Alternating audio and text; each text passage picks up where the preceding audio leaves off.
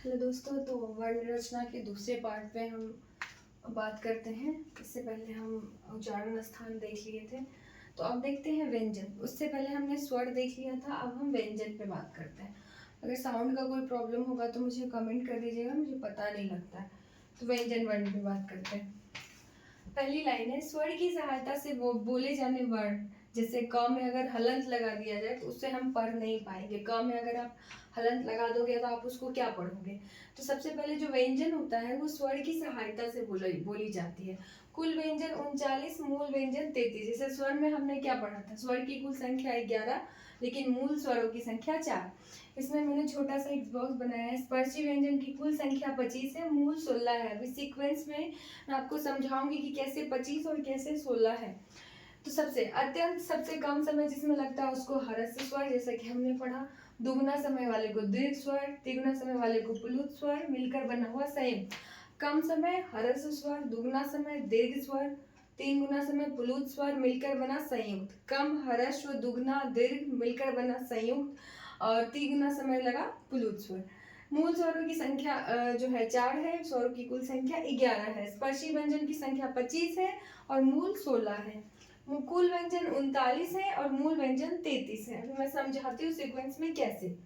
अब व्यंजन के भेद देखते हैं। व्यंजन की परिभाषा यही होती है, स्वर की सहायता से बोले जाने वाले वर्ण को ही हम व्यंजन कहते हैं। व्यंजन के भेद, व्यंजन के 3 भेद होते हैं मेनली, स्पर्शी, अंतस्थ और उष्म। स्पर्शी, अंतस्थ और उष्म व्यंजन जो सबसे ज्यादा प्रश्न पूछे जाते हैं। स्पर्शी व्यंजन को हम लोग वर्गीय व्यंजन भी कहते हैं, ये आप हमेशा याद रखिएगा। क से म तक जितने भी होते हैं ये सब स्पर्शी व्यंजन है। क ख ग घ अंग, च छ ज झ ञ, ट ठ ड ढ न, त थ द ध न, प फ ब, ये सब क्या है, स्पर्शी व्यंजन है। लेकिन इसी में से अंग, न, न, म, प, फ ये सब हटा देंगे तो टोटल 4 गुने 4 16 स्पर्श व्यंजन हो जाता है। स्पर्शी व्यंजन की पूछेंगे कितने वर्ग हैं, तो 5 वर्ग हैं। यहाँ पे मैंने एक छोटा सा बॉक्स बनाया है। क वर्ग कंठ से बोला जाता है, च वर्ग तालु से बोला जाता है, ट वर्ग मूर्धा से बोला जाता है, तो वर्ग दंत से और प वर्ग ओष्ठ से। तो याद करिए, रिकॉल करते रहिए। क वर्ग कंठ से, च तालु, ट मूर्धा, त दंत और प ओष्ठ। क से कंठ, च से तालु, ट से मूर्धा, त से दंत, प से ओष्ठ। अब तालु और मूर्धा का मतलब हम समझ नहीं पाते। तालु का अर्थ होता है जीभ ऊपर सट जाएगा। इसके उच्चारण में देखिए, च जीभ ऊपर की तरफ सट जाता है। मूर्धा में जीभ जो है वो मुड़ जाती है। ट, थ, ड, ढ, जीभ क्या होती है, मुड़ जाती है। तो यही चीजें मैंने यहाँ पे लिखी है, याद रखिएगा। क वर्ग कंठ से, च वर्ग तालु से, ट वर्ग मूर्धा से, त वर्ग दंत से और प वर्ग ओष्ठ से। तालु में क्या होता है, जीभ मुड़ जाती है, ऊपर सट जाती है, और मूर्धा में जीभ मुड़ जाती है, माफ करिएगा। तो स्पर्शी व्यंजन आप समझ गए होंगे। क से लेके म तक स्पर्शी, उसी में से लास्ट वाला छांट लेंगे और पूरा प फ ब छांट लेंगे तो वो सब हो जाएगा स्पर्श। ये ऐसे इसलिए किया गया क्योंकि इन सब का जो उच्चारण स्थान है वो नासिका और मुंह दोनों से होता है, इसीलिए इनको स्पर्श व्यंजन में रखा गया था। अब तीसरा देखते हैं, अंतस्थ व्यंजन।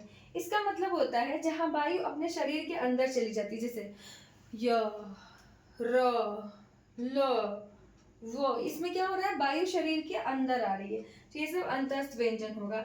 इसमें जिह्वा, तालु, मूर्धा, दंत, ओष्ठ, वायु सबसे होकर गुजरती है लेकिन स्पर्श नहीं करती। इसमें सारी चीजों का इस्तेमाल हो रहा है पर स्पर्श नहीं हो रहा है। य, र, ल, वो, तालु, मूर्धा, दंत सबका इस्तेमाल हो रहा है। इनकी संख्या 4 है। आपसे जब भी पूछा जाएगा अंतस्थ व्यंजन की संख्या कितनी है, तो 4। य, र, ल, व, य, र, ल, व। स्पर्शी व्यंजन कितने हैं, 25। स्पर्श व्यंजन कितने हैं, 16। अंतस्थ व्यंजन कितने हैं, 4। य, र, ल, व। याद रखिएगा।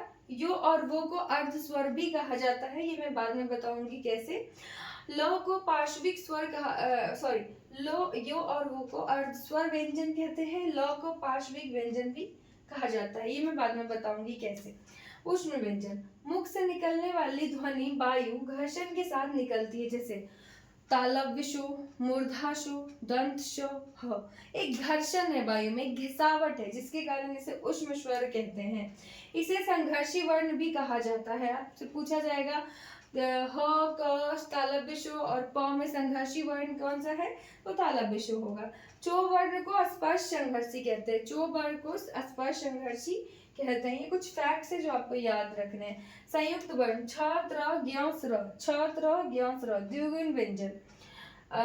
अंग और ढो ये द्विगुण व्यंजन है। अब देखिए यहाँ पे स्वर 11, व्यंजन 33, अयोगवाह 2, उच्छिप्त 2, संयुक्त वर्ण 4, कुल 52। मैंने बताया था वर्णों की संख्या कितनी, 52। अब यहाँ देखिए स्वर 11, व्यंजन 33, कुल कितने 44।